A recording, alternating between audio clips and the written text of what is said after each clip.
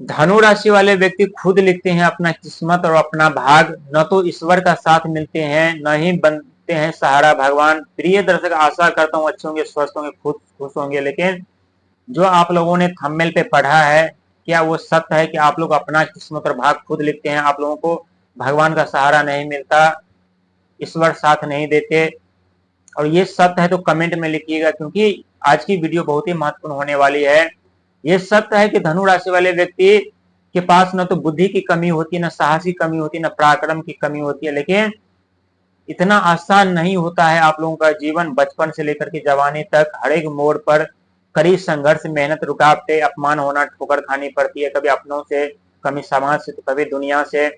जब जब आपको सफलता मिलने वाली होती है, जब जब आपको कामयाबी मिलने वाली होती है, तब तब आपके जीवन पे ऐसे प्रतिबंध लग जाते हैं जहां उस प्रतिबंध से निकलना आप लोगों के लिए मुश्किल ही नहीं, नामुमकिन सा होने लगता है। ये सत्य है कि आपके बचपन से लेकर के जवानी तक का जो समय होता है इतना आसान नहीं होता है।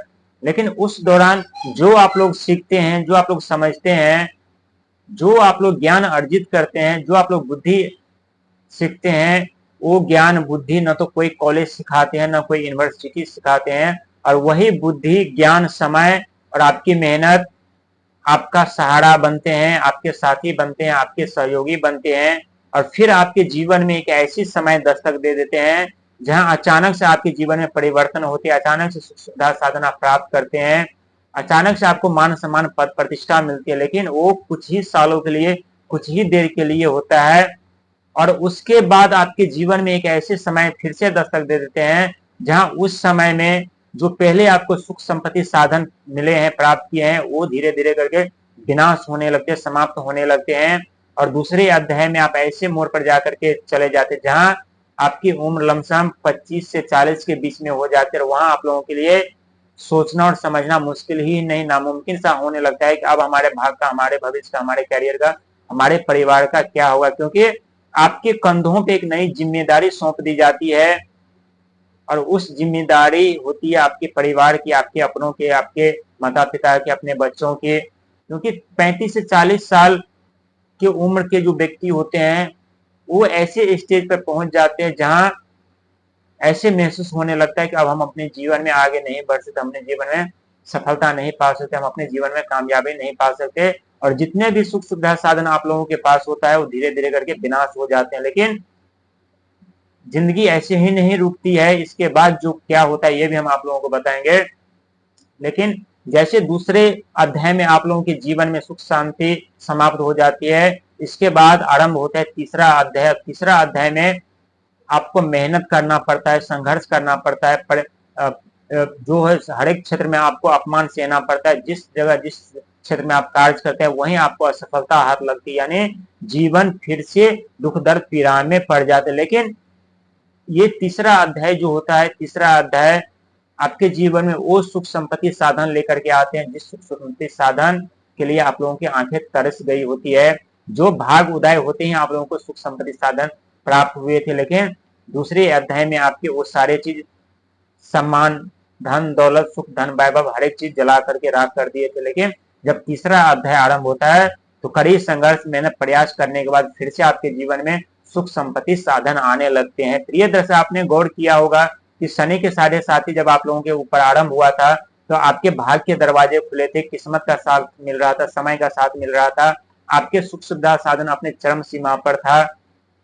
लेकिन जैसे शनि के 7.5 समाप्त हुआ वैसे ही आप लोगों के जीवन में जितने भी सुख सुविधा साधन थे वो समाप्त हो चुके हैं। वो था आप लोगों का जिंदगी का यानी दूसरा अध्याय। लेकिन अब आप लोग जिंदगी के तीसरे अध्याय में कदम रख चुके हैं जहां ढैया आप लोगों के ऊपर आरंभ है। और इसीलिए आप लोगों ने थंबनेल पे पढ़ा है कि आप लोगों को न तो भगवान का साथ मिलता है, न ही ईश्वर सहारा बनते हैं। और आप लोग अपने मेहनत के दम पर, संघर्ष के दम पर, में प्रयास के दम पर, अपने बुद्धि से, अपने ज्ञान से आप अपना किस्मत और अपना भाग खुद लिख लेते हैं। तब वहां पर शनिदेव महाराज का आगमन होता है, देवगुरु बृहस्पति का आगमन होता है। इसीलिए हम कई वीडियो में पहले बता चुके हैं कि शनिदेव महाराज, देवगुरु बृहस्पति आपको देते तो हैं लेकिन देरी से देते हैं, लेकिन इतना दे देते हैं वहां आप लोगों को शिकायत करने का मौका नहीं देता। प्रिय दर्शक, जब ईश्वर का साथ मिल जाते हैं व्यक्ति को, ये सत्य है कि सुख संपत्ति साधन अचानक से व्यक्ति की किस्मत में तो आते हैं, लेकिन वो सदा के लिए नहीं होता। जैसे आते हैं वैसे चले जाते हैं। लेकिन जिस व्यक्ति के जीवन में मेहनत, संघर्ष, प्रयास करने के बाद उन्हें सफलता मिलती है, उन्हें कामयाबी मिलती है, उस व्यक्ति के पास सदा के लिए सुख, धन, वैभव, मान सम्मान रह जाते हैं। प्रियदर्श, ये सत्य है कि शनि के ढैया आप लोगों के ऊपर आरंभ है, लेकिन कहते हैं शनि के ढैया सुख, संपत्ति, साधन को पूरा करवाने के लिए आते हैं, अधूरे कार्य को पूरा करवाने के लिए आते हैं। लेकिन पहले अध्याय में आपका भाग खुला हुआ था, मान सम्मान, सुख, धन, वैभव अपने चरम सीमा पर था।